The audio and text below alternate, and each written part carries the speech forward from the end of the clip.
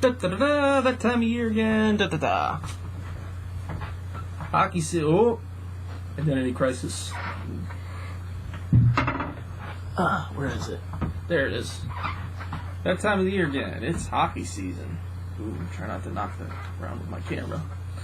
Caught a preseason game yesterday, Devils-Rangers. It's just preseason, like I said. And actually, Islanders-Rangers today. Interesting, they were playing, I believe, at the Bridgeport Sound Tigers arena. That's the affiliate, the American Hockey League affiliate for the Islanders, for anybody wondering.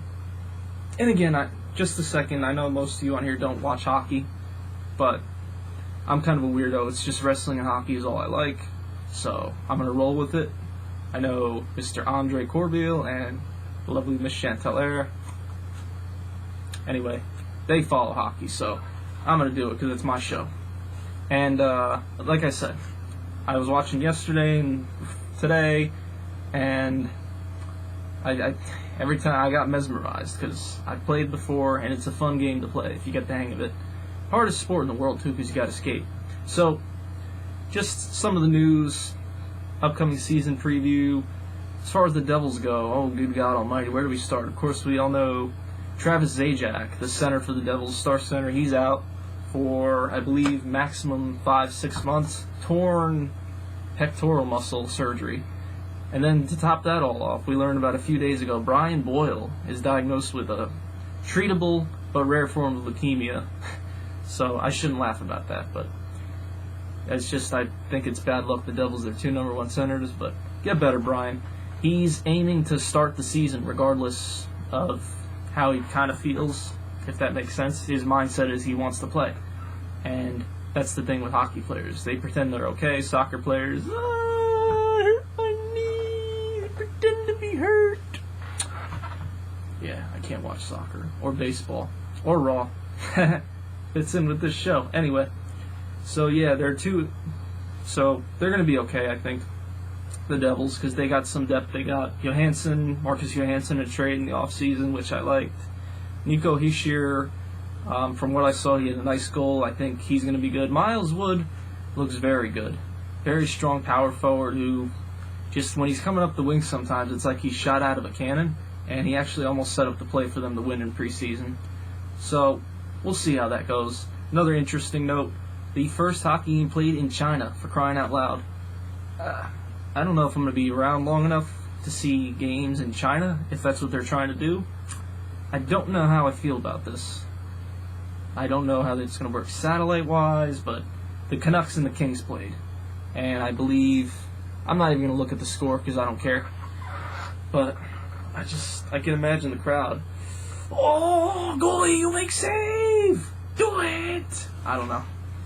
Kind of an interesting thing. They talked about, I think in Japan, they were talking about making hockey with a plastic surface as opposed to ice, and that pissed me off because I don't care how much work it takes, it should be played on ice. That's where the fun starts. That's the way it's meant to be played. But yeah, I'm trying to think if there's anything else hockey-wise, Miss Chantel. You can edit this out, me rambling. Hockey-wise. I kind of do this winging it. Hockey-wise,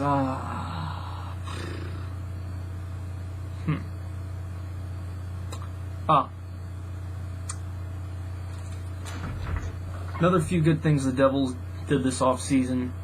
As I mentioned in another previous video, my biggest pet peeves is having guys on the team that are injury-prone.